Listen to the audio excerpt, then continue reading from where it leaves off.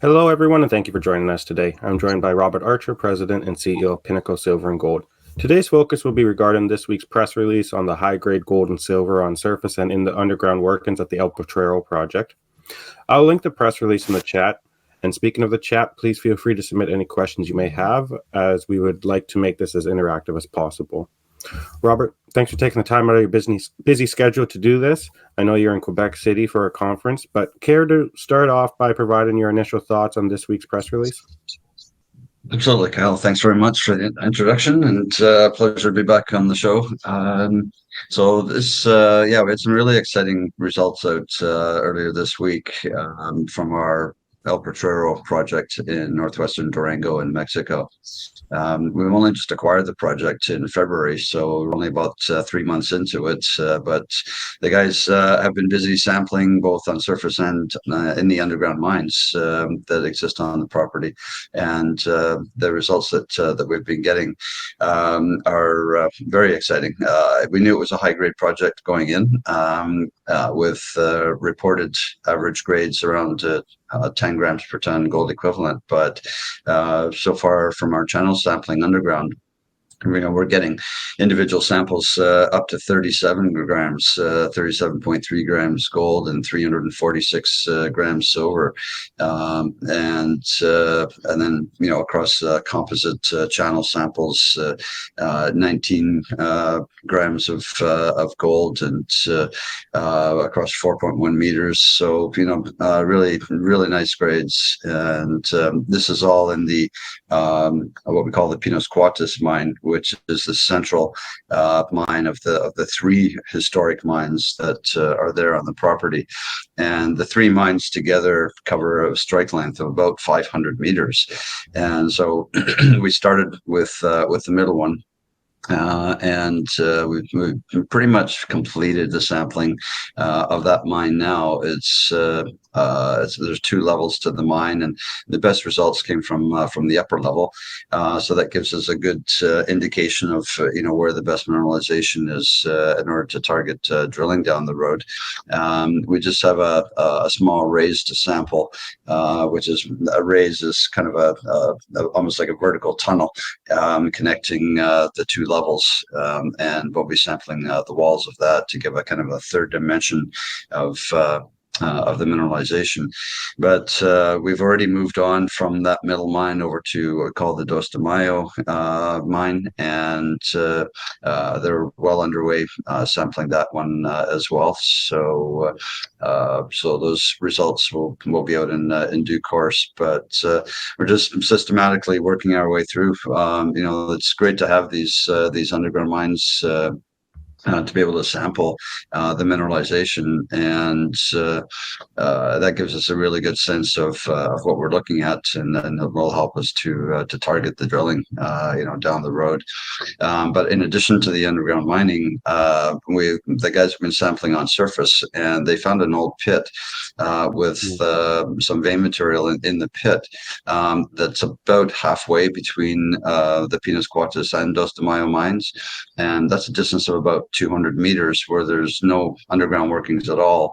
And they found some mineralization there with visible gold and what we call ginguro bands. Those are black bands of electrum and silver sulfides, and that returned assays up to 2,280 grams silver and 13 grams gold. So again, very high grade.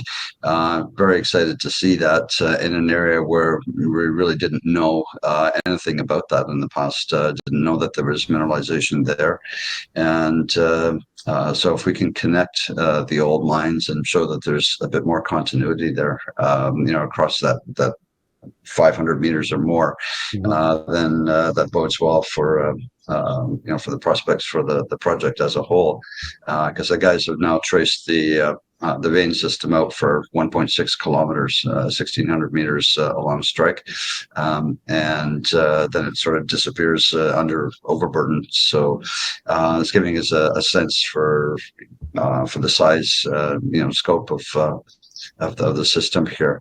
Is in this part of the Sierra Madre and with these types of low sulfidation epithermal deposits, the greatest extent is horizontal. It's not vertical like in some places like Eastern Canada and so on, where the mines go vertically for thousands of meters.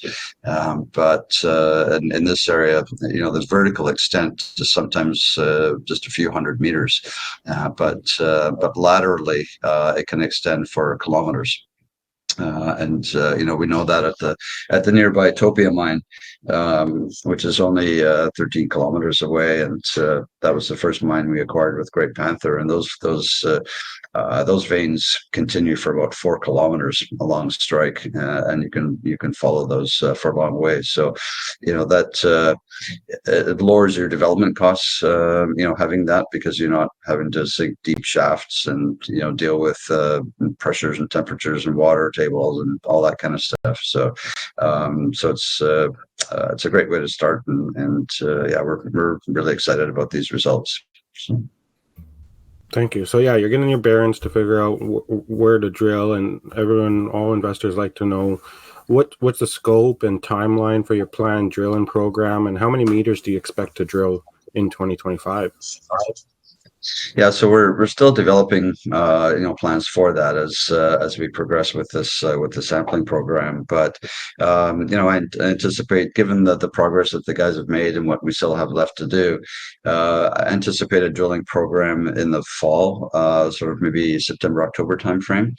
And in terms of the size, I think given what I said about a lot of this mineralization being very close to or at surface, we'll probably be drilling a series of fairly short holes to be able to test that. So it's not like we have to drill a bunch of deep holes or anything, and a big program.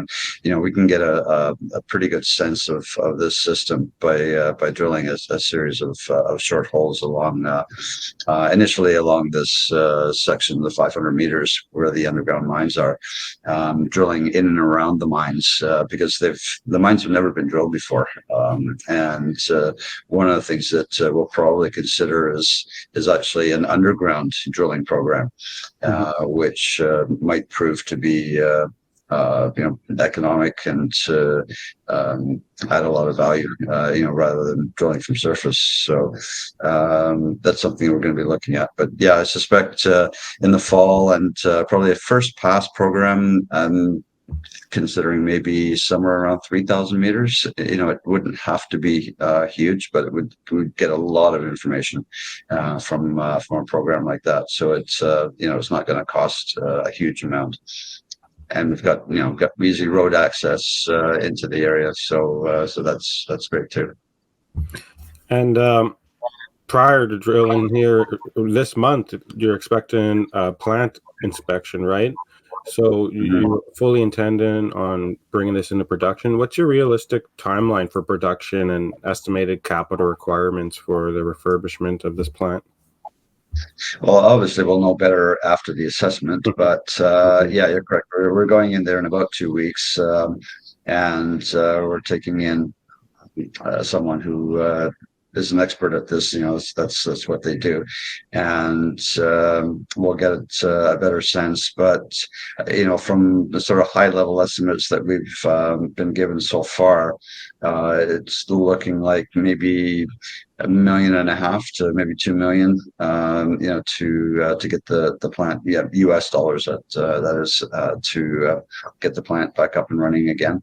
And in terms of time frame, the basic infrastructure for the plant is quite sound, and it's not. I don't think it's going to take a lot of time to actually do the work on it.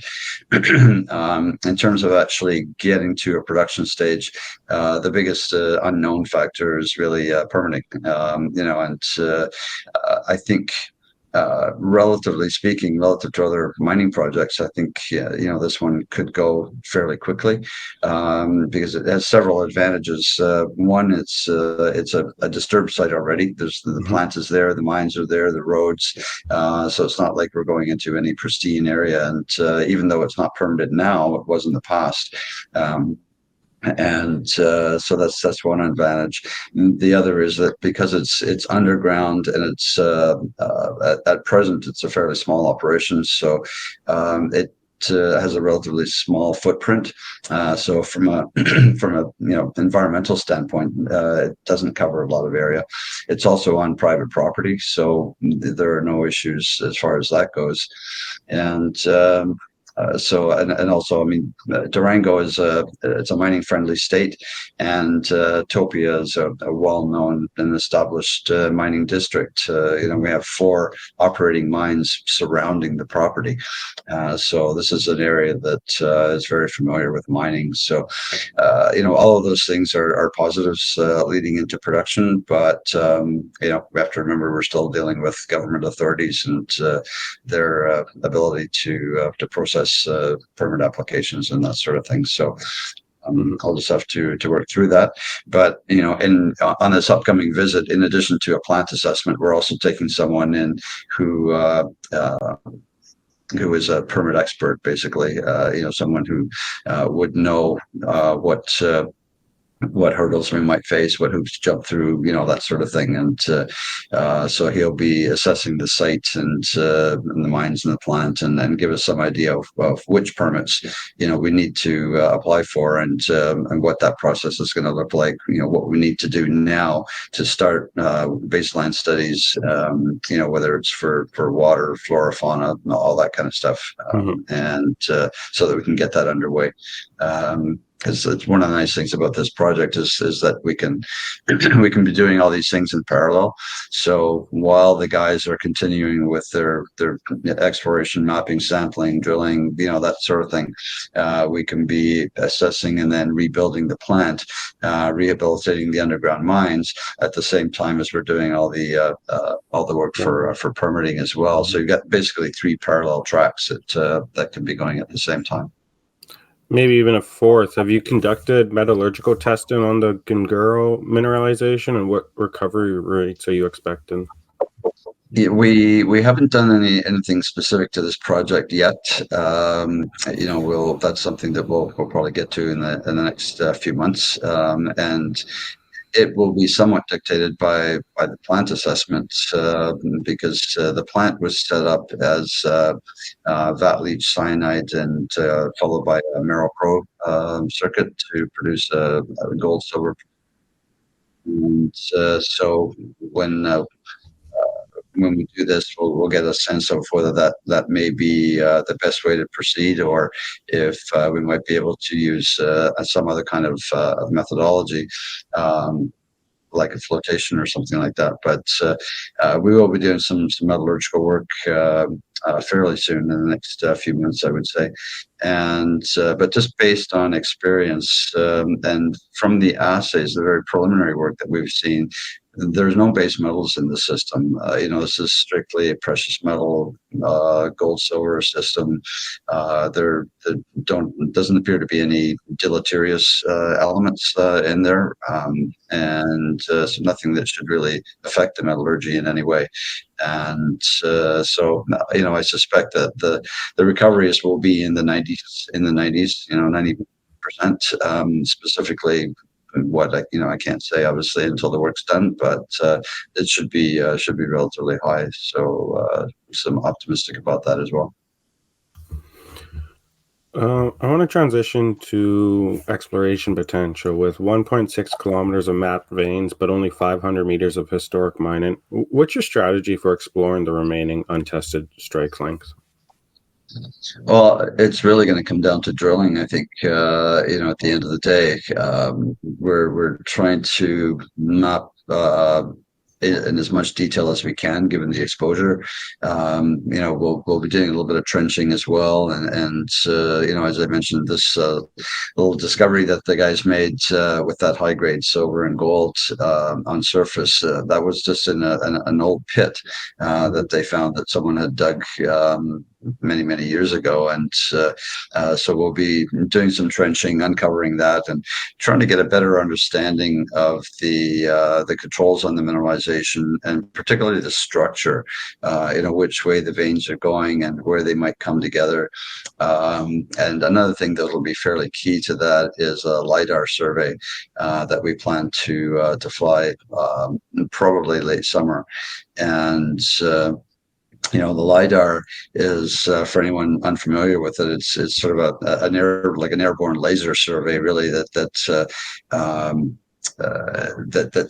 kind of sees through the overburden and the vegetation, and picks up the rock surface and identifies structures in the rock, which are extremely important in hosting the veins and the mineralizations. So that will be key to the interpretation as well, and then we'll use that in conjunction with the mapping to put together the drill targets along that section of the veins where it's not so well exposed and where there are no underground workings. Mm-hmm. So that's basically the strategy, but it'll come down to drilling to properly assess what's there and what's not. And as I mentioned, one of the things that's going to be key is the elevation, because of that vertical extent of this type of mineralization. You need to know where you are in the system. Otherwise, you might drill underneath it. You could drill over top. In an area like the Sierra Madre, there's a fair bit of topographic relief. It can be quite rugged in places. And even though, it's not too bad on the property itself, we can get around pretty well, but there's still several hundred meters of elevation change between different areas. So you do need to know where you are in the system so that you can best target the drilling. Now, this question might be a little premature until you do get drill results back, but how do your grades compare to the nearby Cienega mine, and are there operational synergies you can leverage in that district? So grades, when you get to the point of production, you have to take a look at the continuity of mineralization and how you want to approach it, and what size of operation you want, because from what we're seeing so far, we have some very high grade mineralization, in the underground workings, and that's terrific. And it'll really come down to whether you want to take that, those high grade pockets and just mine those specifically on a smaller tonnage basis, or if you want to average that in with some lower grade material and increase the tons in order to increase the throughput at the plant. And because sometimes you can get economies of scale by doing that. And so from what we're seeing right now, there are some terrific high grades, but when it comes time to making a production decision, we might decide to average those in, and so that the average production grade may be a little bit lower than what we're seeing. So that's often what happens in some of the larger operations. And the Cienega, for example, is 4,000 tons per day. It is a large, one of the largest underground mines in Mexico, and from that standpoint, they're probably averaging in a lot of the lower grade material in order to increase the throughput at the plant and lower their unit costs, basically. And same sort of thing happens at Topia and some of the other mines in the district. So we'll have to see what, as I say, it's a little bit premature for us to determine that at the moment, but it's certainly nice to have the high grades. And for me as a geologist as well, the high grades also indicate the intensity of the system. And you like to see that because it does show that there's very strong mineralizing fluids there, and it's been quite a sort of a powerful event. So it's nice to see that.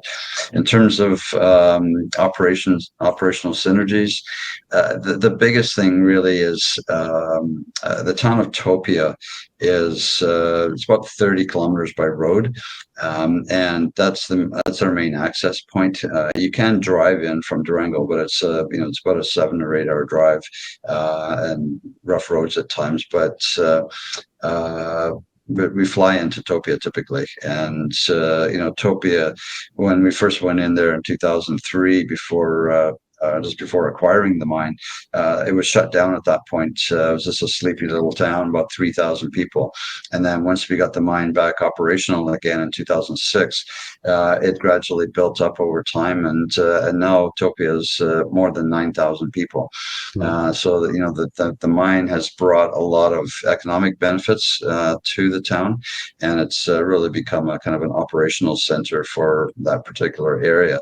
So it's a great source of services and supplies. As I say, there's the airstrip there that we can fly into. And there's a lot of skilled labor mining. Excuse me. Excuse me, mining contractors, that sort of thing. So we've already been able to take advantage of that. There's when we fly in there, we can just stay at a hotel in Topia and then drive around to the project. But our guys on site have rented a house in the local village, and they're hiring local people. And we've hired mining contractors to go in and clean up the underground mines to make them safe for our guys working underground. So we have all that local expertise right now. So, from an operational standpoint, that's the biggest thing really. That we are in a well-established mining district, and we'll be able to take advantage of that. Now, you mentioned you're going to be bringing on a permanent expert, but to your knowledge, what are the key permanent requirements in Durango, and are there any legacy issues from the 40-year private ownership? No legacy issues that I'm aware of.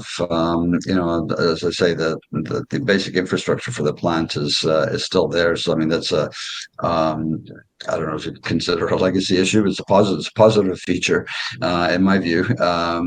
But I don't.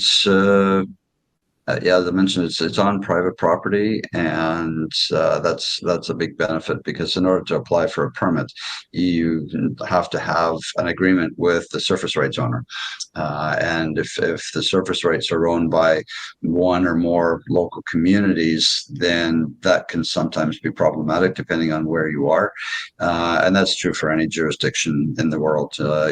We face that in Canada, as well as elsewhere, Latin America or Africa or wherever. So being on private property, and as I say, we have a good relationship with the surrounding communities anyways. So I don't see it being an issue at this point in time. But no, we'll see how it progresses. But right at the moment, I'm not really anticipating any major issues.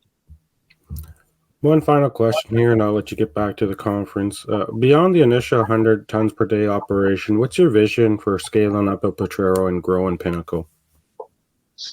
So it's sort of that's a two-pronged approach. Part of our business model, I guess you could say. Growing the project. We'll just continue to do what we're doing, and do more drilling. And the project is a little over almost 1,100 hectares, and so it's a good sized area. It's broken into two parts. So there's the one section with all the mines, historic mines, and everything on it, and we'll be continuing to try and grow that through sampling, drilling, and so on, as I've been discussing. There is another portion to the property, not very far away. We drive through it on the way to the mines, and that's never been explored at all. And yet there are reports of artisanal mines on the property. You can see some very strong alteration in the rocks on the road cuts. So there's, geologically, you can see that there's probably something going on there, but we just haven't really had a chance to look at that and test that at all. So that's something that we'll be looking at as well in order to test that area.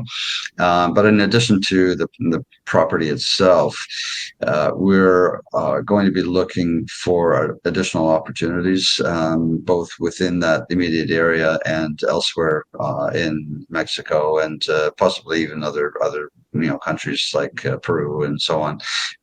But the